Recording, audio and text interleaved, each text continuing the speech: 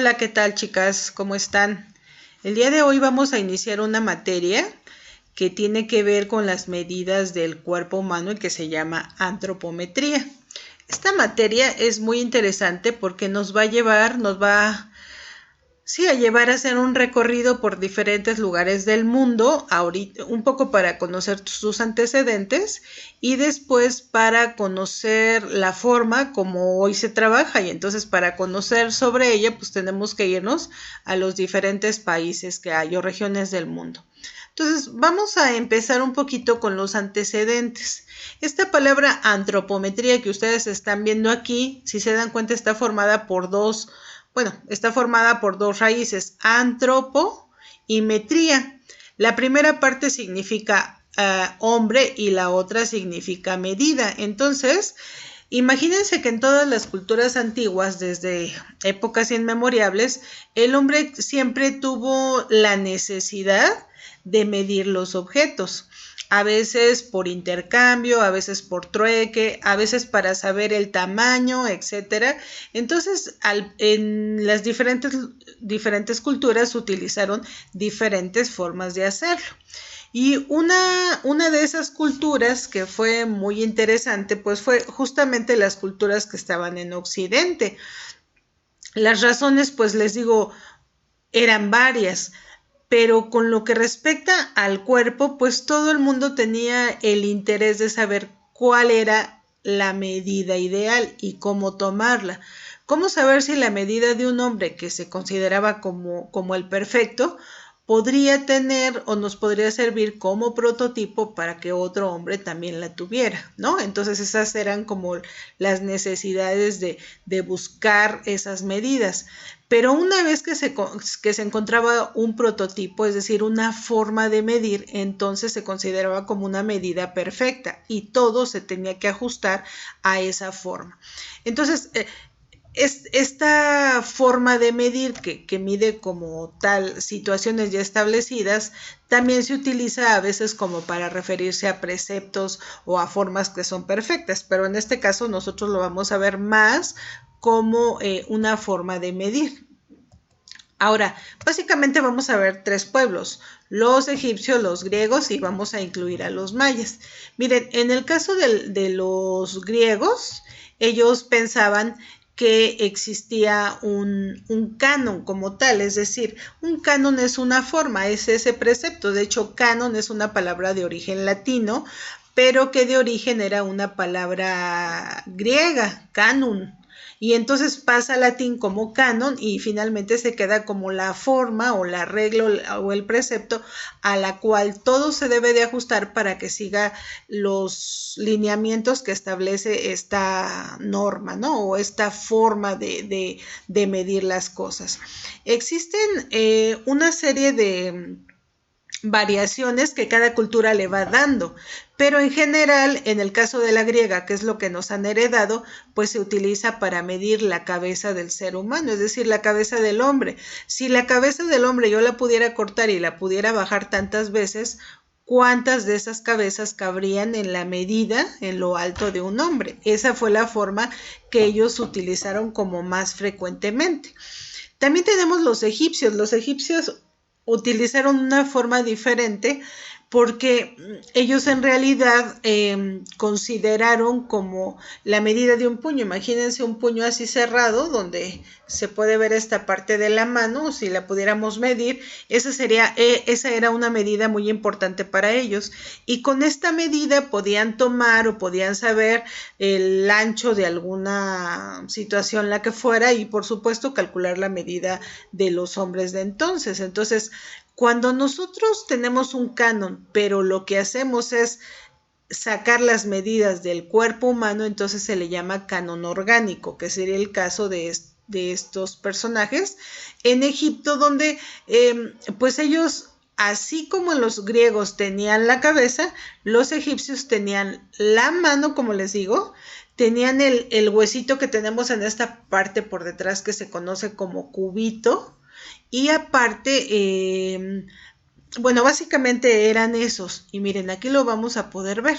Aquí, por ejemplo, tenemos cómo la forma de una mano nos sirve para indicar que una cabeza incluiría 2 medidas de esa mano, del cuello hacia la rodilla serían más o menos 10 y de la rodilla hacia abajo serían más o menos 6, ustedes lo pueden ver. Y en la parte de la figura que tenemos a la derecha, aquí arriba de mí, ahí tenemos lo que les digo, el cubito. Había veces que se consideraban las puntas de los dedos después del dedo gordo y había ocasiones en las que no. Regularmente cuando se consideraba toda la mano incluyendo los dedos eran medidas que se utilizaban sobre todo para construcciones arquitectónicas, ¿no? O sea, tenían ahí su forma de medir, pero lo que quiero que ustedes vean es cómo a lo largo de la historia el hombre ha buscado formas de medir, pues sobre todo las partes humanas, ¿no? O sea, las proporciones humanas. Obviamente también esto pasa o se utiliza para medir otras cosas, pero en general, pues siempre el hombre ha tenido esa necesidad de encontrar como esta forma de representarse, ¿no? Y bueno, lo que les comentaba de los griegos, aquí es muy claro. De hecho, fíjense que no fueron los griegos. Todo el mundo piensa que fueron los griegos los que pusieron 8 cabezas. En realidad, ellos pusieron 7 cabezas, o sea, una cabeza y de esa se repetía hasta 7 veces más y tal vez un poquito más. En realidad, quienes agregaron la cabeza adicional fueron los romanos por herencia de la cultura. Entonces, las similitudes eran pues casi iguales, sin embargo, pues había esa diferencia. Al paso del tiempo a nosotros nos llega como el canon griego y nosotros lo consideramos a 8 cabezas. Miren, aquí lo podemos ver. ¿Cómo se consideraba 7 cabezas? En realidad era 7 y un poquito más, pero finalmente se ajustó como si fuera a 8 cabezas y entonces ese es el canon que nosotros utilizamos para dibujar, por ejemplo. Entonces aquí tenemos a los griegos, algunos ejemplos. Por eso ellos trabajaban tanto esta parte estética del hombre y tenía que ver con su forma de pensar, con su filosofía, con su forma de ser, que a la hora de manifestarlo en sus esculturas, pues vemos una proporción siempre exacta.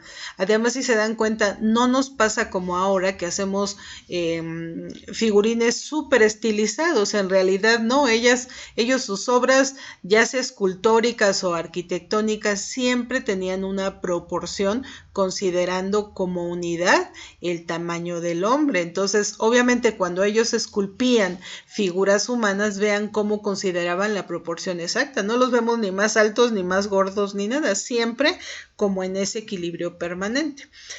Ahora, quiero enseñarles otra cultura. Ya vimos la egipcia, que utilizaban los brazos, los puños. Ya vimos los griegos, que utilizaban el rostro como tal, la cabeza.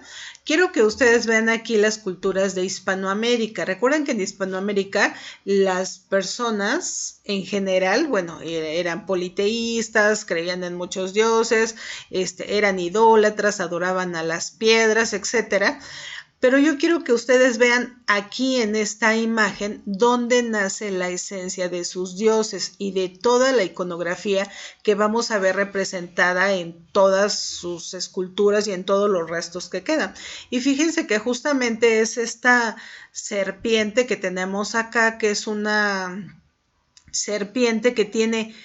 que bueno, todavía existe obviamente, de la región de Mesoamérica, pero la particularidad que tiene es que tiene perfectamente dibujadas en forma de rombos toda su parte de la piel en la parte superior. Entonces, recuerden que Quetzalcóatl era su dios máximo, que era mitad serpiente y mitad ave quetzal. Entonces los quetzales eran muy queridos, lo mismo que las serpientes. Entonces Quetzalcóatl en realidad es la representación de su dios a través de la propia naturaleza. Si se dan cuenta, la serpiente y el ave. Ahora, si ustedes observan los rombos, esos eran su medida, o sea, para ellos, para los pueblos de Mesoamérica, era la medida perfecta, la medida que estaba incluida su propia idiosincrasia, su propia forma de ser, y siempre asemejándose o tratándose de ser como ellos. Aquí, por ejemplo, considerando todavía esta forma, una sobreposición de estos rombos, vean ustedes cómo podíamos meter una estrella, cómo podíamos meter un círculo, y círculo considerando al sol, considerando a la luna, una flor de cualquier forma que ésta pudiera ser, siempre ahí en ese espacio. Vean, por ejemplo, el rostro de una persona, ya sea de costado, de perfil o de frente, perdón. Vean, por ejemplo, en el caso del cuerpo humano, que también podía ser como un poco lo que vamos a ver ahorita del hombre de Vitruvio, y vamos a ver cómo en este caso, pues ellos tenían también su idea de esa proporción exacta. Y bueno, pues por supuesto, la base de las pirámides, vean, no, en este caso no es casualidad, seguramente en otras culturas también habrá una razón por la que pusieron las pirámides de esa forma, pero en este caso, o sea, en las culturas de Mesoamérica responde a la forma de mentalidad que tenían con respecto a sus dioses. Incluso la basificación de las pirámides, que no es otra cosa que esto que vemos aquí, de 4 puntos, y cualquier otra construcción que ellos tuvieran siempre tenía que ver con esta parte. Entonces es importante que ustedes vean que también se los puse para, sobre todo que analicen, chicas, que siempre el hombre a lo largo de la historia ha tenido necesidades diferentes, no importa que sea una cultura occidental. Les aseguro que si nos fuéramos a la cultura china o a la cultura, ya no sé, la cultura de Medio Oriente en general, sería exactamente lo mismo. ¿Por qué? Pues porque el hombre, en la medida que se fue desarrollando, tuvo la necesidad de medir las cosas. Aquí, por ejemplo, vemos estos patrones, para que seguramente ustedes han visto los bordados, que todavía siguen existiendo en muchos pueblos oriundos de México y que siguen siendo parte de esta forma, que seguramente muchos de ellos ni lo saben o lo saben, pero en general sí nos está indicando como esta parte de identificar las medidas a partir de una idea que ellos tenían. Pasado el tiempo, bueno, vamos a dejar un poquito ya las culturas que estamos hablando antes de Cristo, o la romana, que fue justo en la época de Cristo, pero después de la cristiandad, 1500 años más o menos, ubíquense, estamos hablando ya del Renacimiento, una época en que acaba ese tiempo en que la religión católica impone su forma de pensar durante muchos siglos, se va transformando, va apoderándose de la mentalidad de las personas que en el poder la transmiten con una ideología particular a las personas de cada región.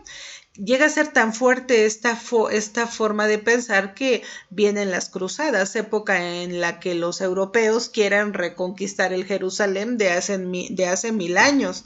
Imagínense ustedes, y entonces empiezan estas guerras que se llaman las cruzadas, donde se cometen atrocidades de todo tipo y donde finalmente pues los europeos pierden. Unos se quedan por allá, otros regresan, pero finalmente esto acaba. Algunos siglos después viene el Renacimiento, es decir, una necesidad de encontrar respuestas a las cosas que no había, y en donde algunos hombres empiezan a analizar, a científicamente tratar de encontrar respuestas, aunque ellos propiamente no sabían que eran científicos, pero empiezan a observar, a analizar, a ver las repeticiones, sobre todo el universo. Entonces ahí aparece de repente Newton, Galileo y todo este Copérnico, este grupo de personas que van estudiando, sin embargo, tienen que retractarse muchas veces de lo que piensan porque la religión no lo permitía, ¿no? El mismo Galileo, ¿qué tiene que hacer? O sea, sabe que la Tierra gira, sabe que tiene un eje, sabe que que no es cuadrada como el mundo pensaba, y que el universo no está concebido como decían o como la idea que se tenía. Sin embargo, tuvo que decir, no, perdón, o sea, estoy alucinando, no era cierto, y bueno, se retractó. Y así sucedió con muchos otros científicos. Sin embargo, en esta época del Renacimiento, como su nombre lo dice, volver a renacer. ¿Y qué es lo que vuelve a renacer? El Renacimiento se da en Italia.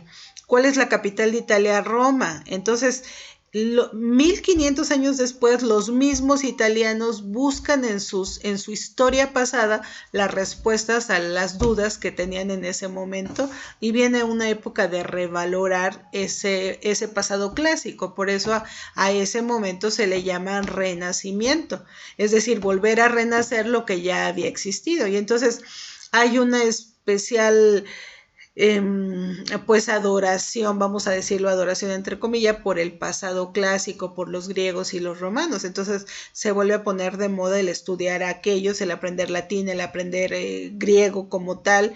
Y entonces en esta búsqueda, Leonardo da Vinci trabaja en este hombre de Vitruvio, que Vitruvio fue un arquitecto que perteneció a la Roma un siglo antes de Cristo y que en todo su proceso de hacer planos y de poner proporciones y de describir todo esto, nos crea esta magnífica imagen a donde Leonardo da Vinci nos habla de lo que serían las proporciones exactas del cuerpo humano, ¿no?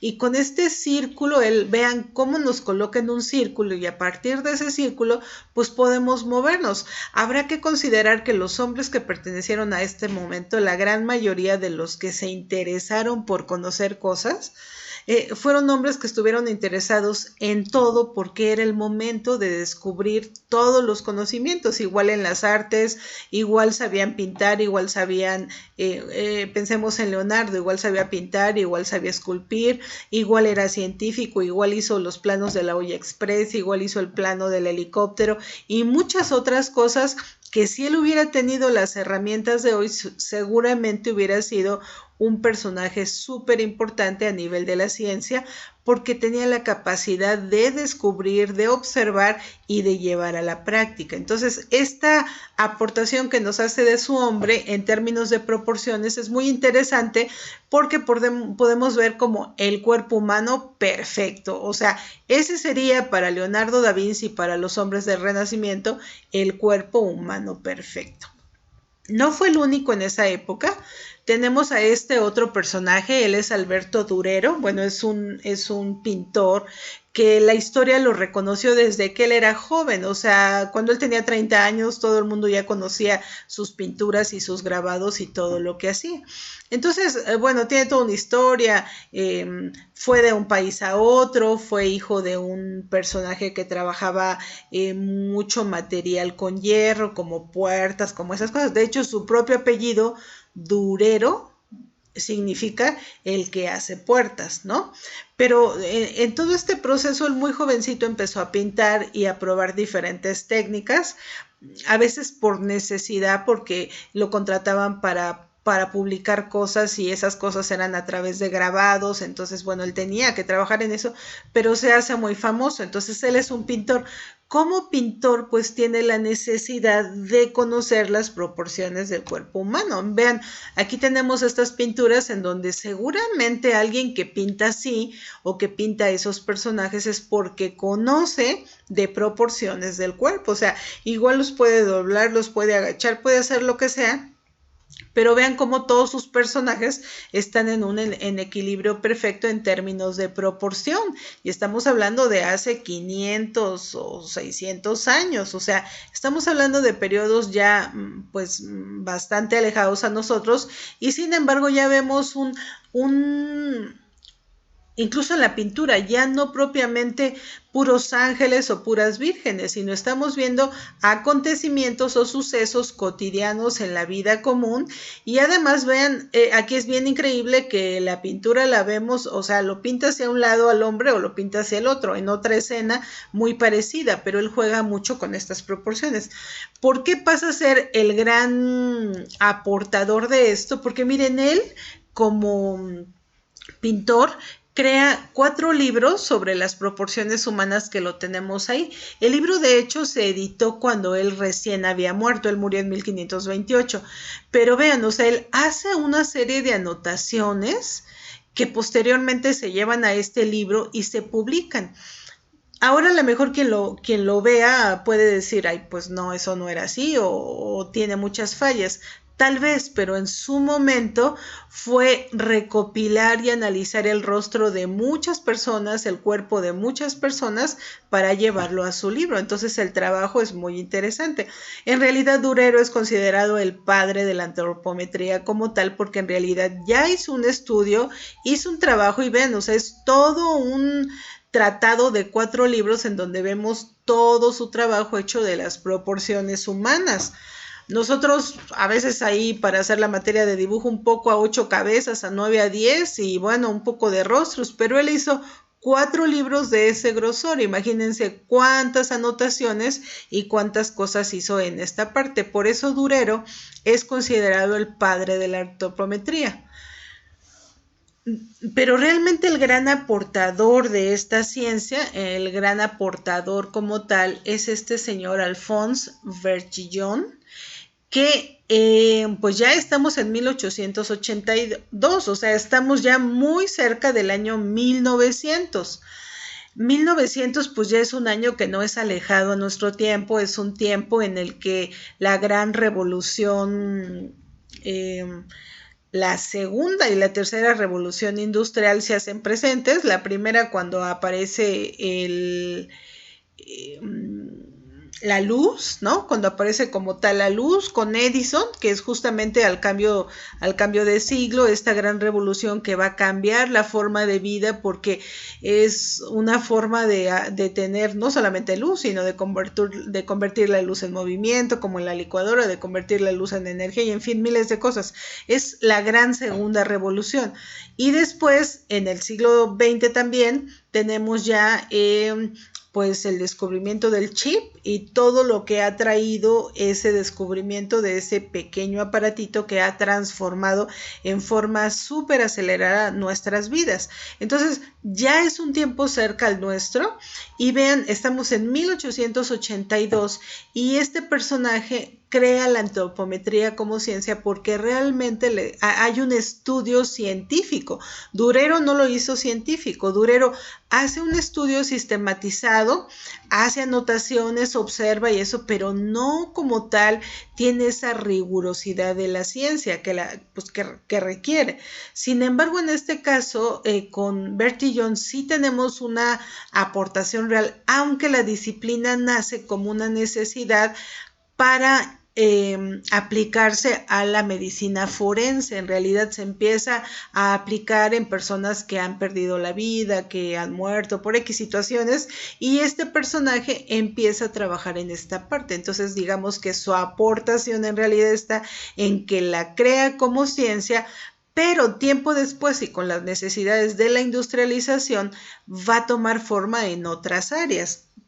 Y bueno, en general, pues entonces como tal, la antropometría entonces es la ciencia que va a estudiar las medidas del hombre, ¿no? Y las proporciones en general. No nada más como las medidas, sino considera la simetría. Recuerden que nosotros al final somos simétricos, es decir, somos igual de un lado que de otro en general. Entonces considera esa simetría que tenemos. También nos habla de las dimensiones, es decir, de la magnitud que puede tener un cuerpo, más grande, más pequeño, más chaparrito, más gordito, más grande, menos gordito, etcétera. Y por supuesto de las medidas, es decir, cuánto mide en estándar todas las personas que tienen 15 años, por mencionar algo. ¿Cuánto medirían todas las personas que tuvieran 45? ¿Cuánto todas las que tienen 60? ¿Cuánto miden las mujeres antes de embarazarse y después de tener a su bebé? Son medidas que se van a ir agregando a esta ciencia.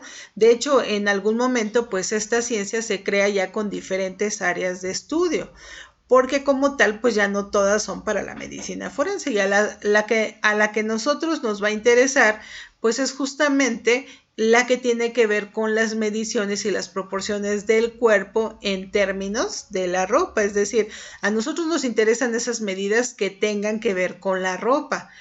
No nos interesa si el cuerpo es muy grande para hacer un sillón que sea más reclinable, no sé, o menos reclinable, como el caso en el que estoy. No, o sea, eso no importa. O pensemos, por ejemplo, la altura de una casa. O sea, a lo mejor en un país las personas tienden a ser, no tienden, son más grandes, sobre todo los de la raza nórdica. Entonces, seguramente la entrada de la casa, aunque sean casas de interés social, tendrán que ser un poquito más altas porque si no la gente casi estiraría su brazo y fácilmente tocaría el techo. Entonces hay otras situaciones en las que esta ciencia se adapta, pero para nosotros solamente vamos a considerar las medidas como tal, las medidas del cuerpo humano, las magnitudes. Eso nos va a servir mucho porque según el país, es decir, según la región, según la zona, las medidas son diferentes y justamente esa diferencia en medidas, en tallas, es la que nosotros vamos a estudiar a lo largo del curso. Bueno, chicas, espero que haya quedado clara esta situación. Recuerden que estamos trabajando sobre la antropometría. Esta es nuestra primera clase de una serie de varias que vamos a tener para entender esta forma. Entonces, cualquier cosa que tengan o cualquier duda, pues ya saben, me la hacen llegar y nos vemos en la próxima.